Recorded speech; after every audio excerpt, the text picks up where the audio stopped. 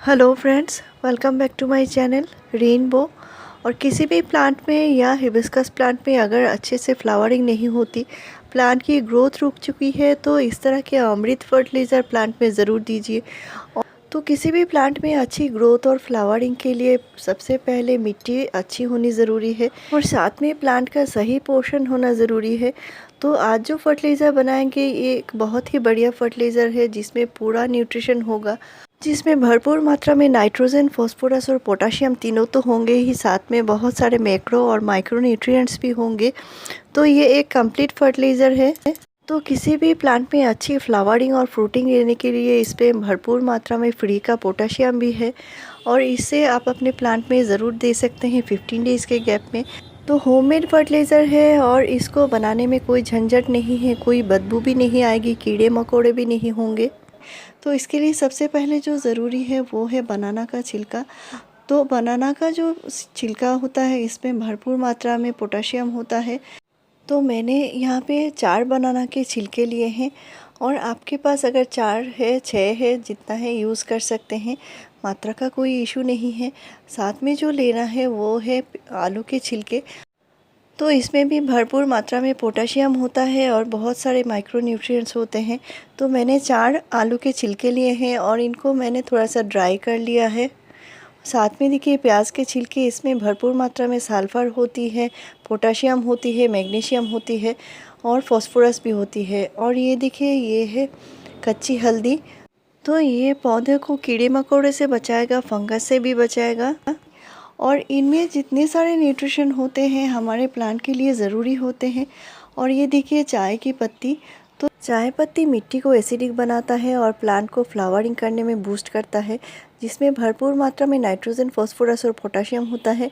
तो मैंने 3 चम्मच दिया है। आप फ्रेश चाय पत्ती भी यूज़ कर सकते हैं। फ्रेश देंगे तो आपको 2 टीस्पून देने से ही होगा।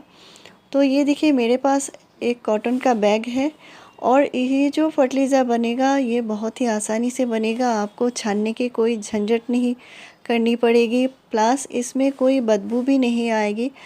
तो किसी और अभी विंटर आने वाला है तो winter flowering plants, vegetable plants में भी ये आप आसानी से दे पाएंगे और बनाना कोई मुश्किल भी नहीं है। तो इस फर्टिलाइज़र में नाइट्रोजन, फास्फोरस और पोटाशियम तीनों ही होंगे। साथ में जो होगी पौधों की रक्षा के लिए ये है कच्ची हल्दी और ये मैं दे रही हूँ वर्मी कंपोस्ट। तो वर्मी कंपोस्ट इसलिए ज़रूरी है क्योंकि पौधों को नाइट्रोजन भी चाहिए और बहुत ही जल्दी ये फर्टिलाइज़र बन जाती है, कोई भी झंझट नहीं है। इतने अच्छे न्यूट्रिशन इसमें होते हैं, आपको बार बार फर्टिलाइज़र डालने की भी ज़रूरत नहीं पड़ेगी। तो ये देखिए ये है नीम की खली और नीम की खली पौधों के लिए ज़रूरी होता है। इससे प्लांट की मिट्टी में जितने सारे कीड़े मकोड़े हैं वो भी चले जाते हैं और मिट्टी को ये उपजाऊ बनाता है। साथ ही इसमें बहुत सारे मैक्रो और माइक्रो न्यूट्रिएंट्स होते हैं। तो न्यूट्रिशन से भरा हुआ ये फर्टिलाइज़र है, प्लस ये पौधों को सुरक्षा भी देगी। तो इस तरह के अगर आपके पास कॉटन बैग है तो इसमें भर सकते हैं, या कोई नेट का बैग है तो भी आप इसमें रख सकते हैं, या कॉटन का कपड़े में भी इसको आप बांध सकते हैं।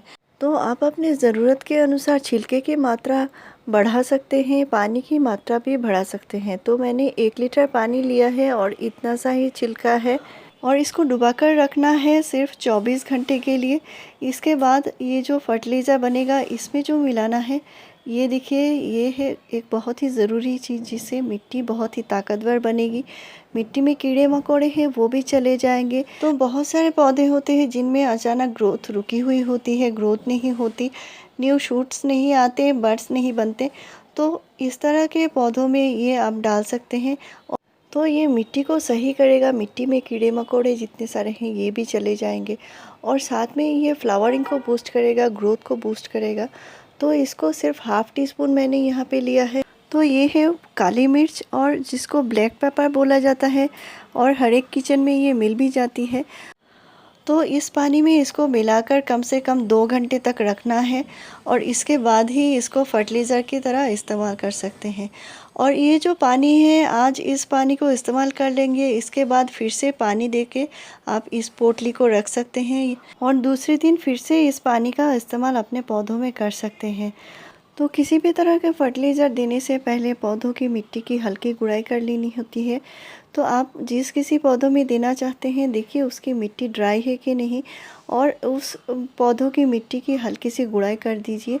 और ये देखिए फर्टिलाइज़र बनकर रेडी है। तो ये जो काला पानी है पौधों की अमृत है ये, और इसको आप 15 डेज़ के गैप में अपने प्लांट में ज़रूर दीजिए। पूरा न्यूट्रिशन प्लांट को मिलेगा, और साथ में सॉलिड फर्टिलाइज़र तो आप अपने प्लांट में ज़रूर देंगे। तो इसको कैसे देना है आगे मैं बताने वाली हूँ। और देख सकते हैं मेरे प्लांट में बहुत सारी कलियाँ बनी हुई हैं, जो हमेशा मैं आपसे शेयर करती रहती हूँ कौन सा फर्टिलाइज़र मैं अपने प्लांट में देती हूँ। तो ऑर्गेनिक फर्टिलाइज़र के ऊपर मेरे चैनल पर 130 से ज़्यादा वीडियोस हैं। तो इस तरह के कंप्लीट न्यूट्रिशन और ताकतवर फर्टिलाइज़र जब यूज़ करेंगे तो प्लांट में आप खुद ब खुद रिज़ल्ट देख पाएंगे।